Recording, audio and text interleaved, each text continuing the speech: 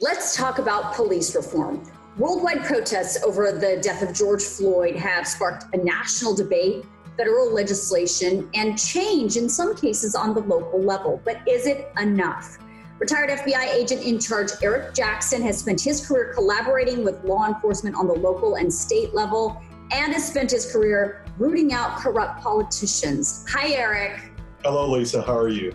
I am great. First of all, thank you for all that you've done to keep our community safe over your long career in law enforcement. I want to talk to you just generally about your thoughts in reaction to what we've seen from the George Floyd death.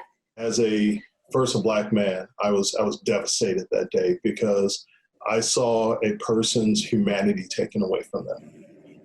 As a law enforcement officer, 21 years, I've never known 3 cops to kneel on an individual unless they're seriously non-compliant, and I didn't see that. And for the first time, I saw someone who was murdered in front of my eyes, and it devastated me from both of those vantage points. We've talked about change for years, and it never seems to take hold. But right now, for some reason, this time, maybe it's my optimism, but maybe there could be change this time because of it. I'm wondering, there's been a lot of legislation put forth. There's been a lot of, changes made on the local level, certain police chiefs banning chokeholds and things like that. Is that enough? You usually see it from the activist community that they speak up, but for the first time, I'm actually seeing business leaders say enough. And what I'm hoping and what I'm seeing is law enforcement is even saying enough. So you have the perfect trifecta. The community, law enforcement, and the business community are all on the same page. And once our legislators, local, state, and federal get on that page, I think there's going to be change. I want to talk about law enforcement culture. Do they train for chokeholds, or is that a cultural thing that happens?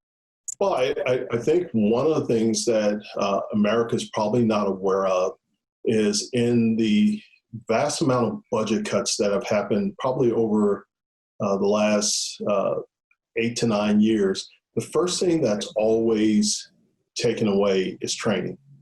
And one of the things that I think the FBI as an organization noticed is that our local partners were not receiving training on understanding different things that were happening once they left their academy. Because once they were out of the academy and they were on the street, unless they were talking within the squad area or others, they really didn't have the financial backing to do this training.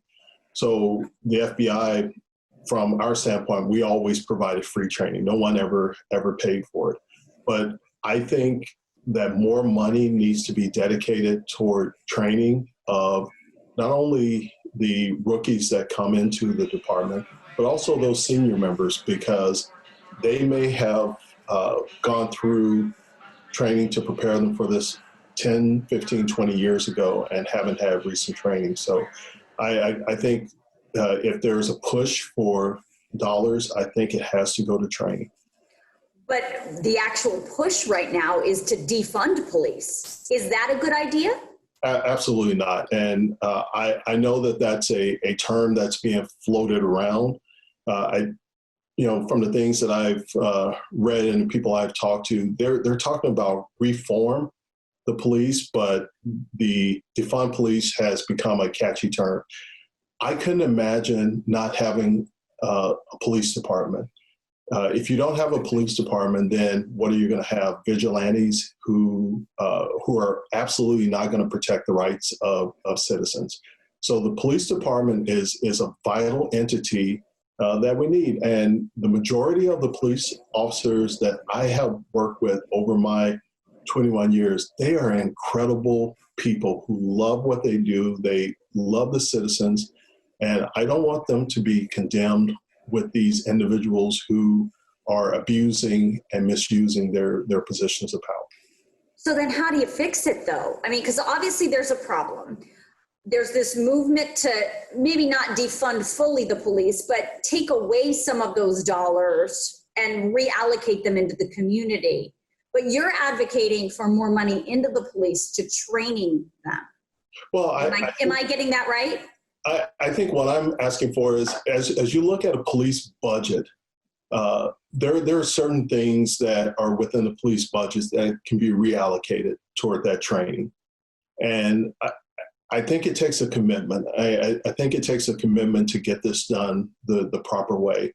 To your question, the thing that I think has been missing is accountability, and accountability doesn't cost.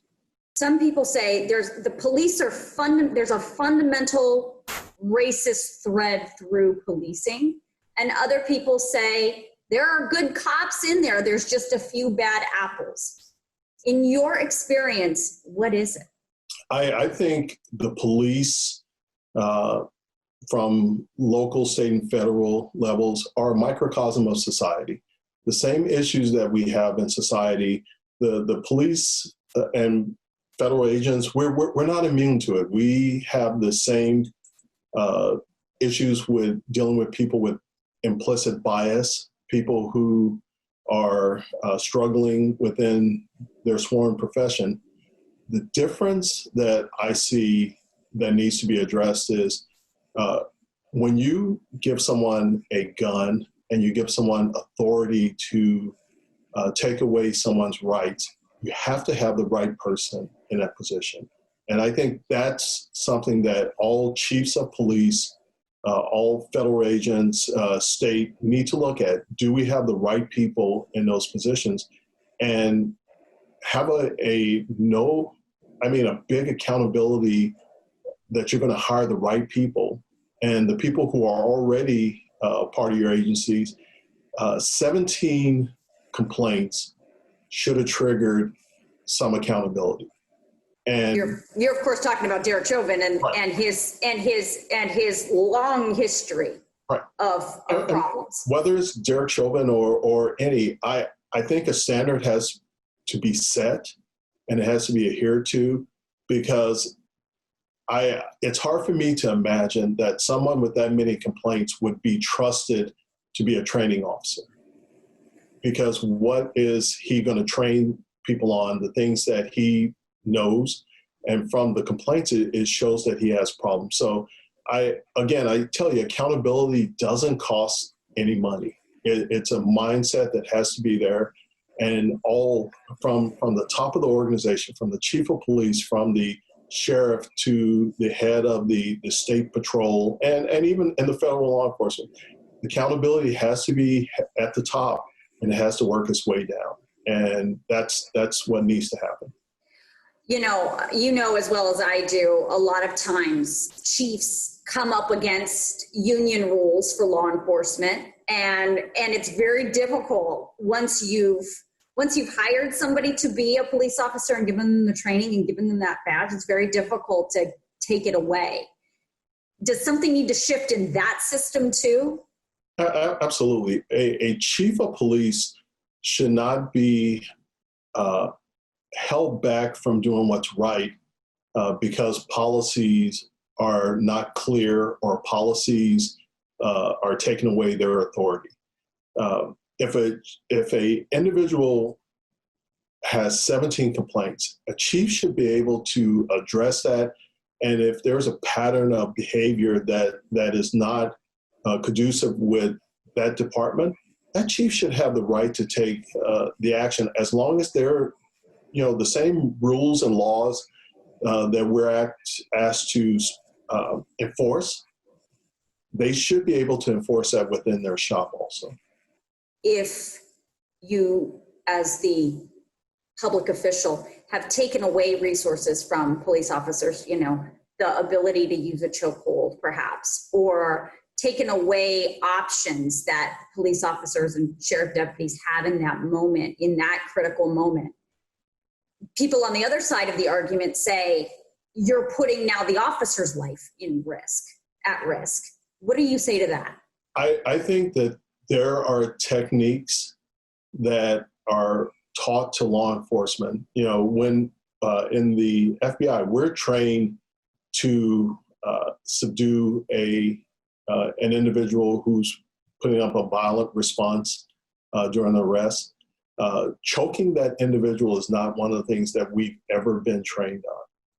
And I think taking away a chokehold, there are other ways. And even more, once I have someone in handcuffs, I'm controlling them. Handcuffs are a very useful tool to control someone in many different ways. So I think it's not taking away tools that law enforcement has. It's taking away tools that have been proven that they have consequential actions. And choking someone, it only takes 12 seconds to choke someone and end their life. And training to do that has to be something that you train regularly on, because if you're not trained to do it properly, then you're going to do it improperly.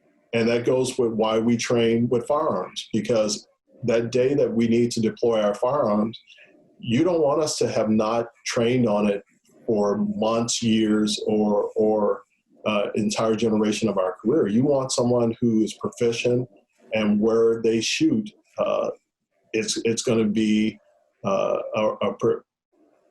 response that's appropriate to the situation.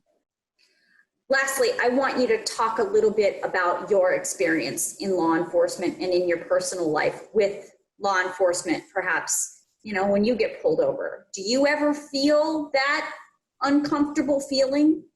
One of my fears, and I will tell you, as an FBI agent, I didn't wear a uniform. I had no marking that I was a federal agent. I was always armed at all times. I was concerned about that someone would misconstrue me, because when I'm off duty, I don't look like an FBI agent in a suit or anything like that. I'm just like everybody else, and I know that I have a gun on me when I'm stopped, and I want to make sure that law enforcement officer, that I help them de-escalate the situation, because seeing what happened to Orlando Castillo and telling the police officer that he had a license and the instructions that he was given, I think were not the best instructions, and it led to him being shot. I think about that, and I would be lying if I said I didn't think about that within my life. I know in an ideal world, it would be wonderful if that wasn't a fear. Do you think by making some of these changes, perhaps the younger generation might not have that fear? Or do you think it's going to be one of those things that's going to take generations, plural, to change? We are there to protect and serve the community that we're responsible for. If you don't make any effort to get to know that community, how can you protect and serve them? One of the things that I really pushed was that there were people within the minority community, but there are also people within the white community that have never met an FBI agent before, and that they didn't know how to, other than what they saw on TV, they didn't know how to interact. I wanted to bridge the gap between who I was as an FBI agent and the community, let them know that I am just like them. I just have a responsibility that they don't have, but that I am there to protect and serve them. And I think that message has to be the clearest, unambiguous message that law enforcement can send. And I think the community is willing to work with us. We just have to be men and women of our word that our job is to protect and serve. So we're talking about training, we're talking about accountability, we're talking about real community policing, real community law enforcement. We're talking about almost a cultural shift within departments across the country, even if their communities don't reflect the cultural shift that they're trying to make. It's going to be a steep climb, I think, but I hope that what's happening now will at least change it so we don't have another Philando Castillo or we don't have another George Floyd incident in this country. Erica, I appreciate your time. I appreciate your insight into this, and please feel free to come and talk to us anytime about these issues because they're so important to so many people right now. Well, thank you. And the community, law enforcement is not that far off. We just need to get focused and make the commitment. And I think it's going to be done in both of our lifetimes.